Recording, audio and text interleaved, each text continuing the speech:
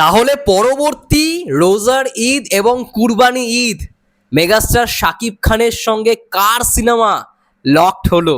Hi everyone, আমি রূপম চলে এলাম নতুন ভিডিও নিয়ে। বন্ধুরা, এখন আমরা কথা বলতে এসেছি মেগাস্টার শাকিব খানের 2026 সালের রমজান ঈদ এবং কুরবানি ঈদে কোন কোন ছবি আসছে। ইতিমধ্যে তাণ্ডব তো জাস্ট তাণ্ডব করে দিচ্ছে সমস্ত কিছু। আজকের যা কালেকশন, তোমরা যা কালেকশন দেখেছো, গতকালকে যা কালেকশন হয়েছে 76 লক্ষ টাকা, মাল্টিপ্লেক্সের সর্বোচ্চ কালেকশন এখনো পর্যন্ত টিল নাও। এমনি দরদের কালেকশনকে ব্রেক করে দিয়েছে এবং গতকালকে ডে 2 তে যা কালেকশন হয়েছে তার থেকেও নাকি ডে 3 এর কালেকশন আরও নাকি বাড়বে। গতকাল যদি 76 হয়ে থাকে, আজকে তাহলে 80 পেরিয়ে যাবে বস। ভাই বিগেস্ট রেকর্ড হতে চলেছে। তাণ্ডব যা রেকর্ড করে দিল ভাই, আবার হয়তো পরবর্তী কোনো ছবি সেই রেকর্ডটা হয়তো ভাঙতে পারবে। ঠিক আছে, যাই হোক, বরবাদ অবশেষে একটা ভালো রেকর্ড করেছিল, 100 কোটির কাছে অনেকটাই গেছিল। তাণ্ডব আই থিঙ্ক আমরা ধরে নিচ্ছি যে 100 কোটির ঘরে ঢুকবে। এটা নিয়ে ইন্ডিভিজুয়ালি একটা পরে ভিডিও আসবে, সেটা অবশ্যই দেখো, সেটা অবশ্যই ডিটেলিংয়ে আলোচনা করব। কিন্তু এখন এই ভিডিওটা যেই বিষয়টা নিয়ে কথা বলতেছি সেটা হচ্ছে পরবর্তী রোজার ঈদ। দেখো, এটা সবাই জানে যে পরবর্তী রমজান ঈদ অর্থাৎ রোজার ঈদ হতে চলেছে আবারও মেগাস্টার শাকিব খানের সঙ্গে মেহেদী হাসান হৃদয় ভাইয়ার। এবং আই থিঙ্ক ওই সিনেমাটাও প্রডিউস করবে রিয়েল এনার্জি প্রোডাকশন হাউস, কারণ তারা বলেছিল যে হলিউডের সঙ্গে কো প্রোডাকশনে যেই সিনেমাটা সেটা তারা আনবে, সেটা এই বছর তারা প্ল্যানিং করবে। এই বছর থেকেই শুটিং শুরু হবে একেবারে শেষের দিকে, এবং আগামী বছর রমজান ঈদে ওই ছবিটা আসতে চলেছে। এটুখানি লকড, তোমরা ধরে রাখো।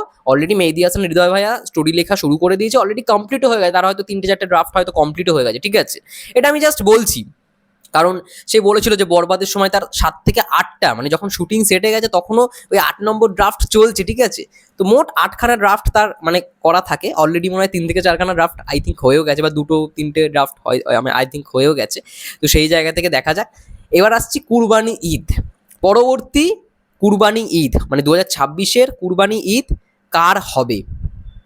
দেখো, 2026-এর কুরবানি ঈদ এখনো পর্যন্ত আমাদের কাছে খবর ছিল যে তুফান 2 আসবে, অর্থাৎ রাইহান রাফির সঙ্গেই সিনেমাটা হবে, এবং রাইহান রাফি বলে দিচ্ছে তার সিনেমা কুরবানি ঈদকে টার্গেট করেই হবে। বাট এখন আমি শুনতে পাচ্ছি বিভিন্ন ফেসবুক পেজ থেকে, তোমরা ইতিমধ্যে খবরটা পেয়েও গেছো, দেখলেও দেখতে পারো, রোজ সাকিব হেটার্স খবরটা দিয়েছে, আরও অন্যান্য বড় বড় ফেসবুক পেজ তারাও খবরটা দিয়েছে। এবং এই খবরটা কিছুদিন আগেও রটেছিল। ঠিক আছে, যে পরবর্তী কুরবানি ঈদে নাকি মেগাস্টার শাকিব খানের সঙ্গে সিনেমা করতে চলেছে মিজানুর রহমান আরিয়ান। ইয়েস, আমার খুব পছন্দের একজন পরিচালক। তার নাটক বা তার যে কোনো ড্রামা মানেই আমরা জানি একটা ইমোশনাল মুহূর্ত কাজ করবে, জাস্ট লাস্টে কাঁদিয়ে দেয়।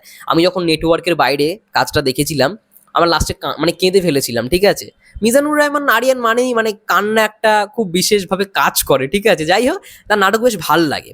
ইভেন আমার পছন্দের আরও 2টো নাটক রয়েছে, ব্যাচ 27 পার্ট 1 এবং পার্ট 2, দারুণ, অপূর্ব। সেখানে জিয়াউল ফারুক অপূর্ব অভিনয় করেছে, মেহজাবিন চৌধুরী, তারপরে সৃজিত মুখার্জির আর কি যে বর্তমান স্ত্রী মিথিলা, সেও ছিল।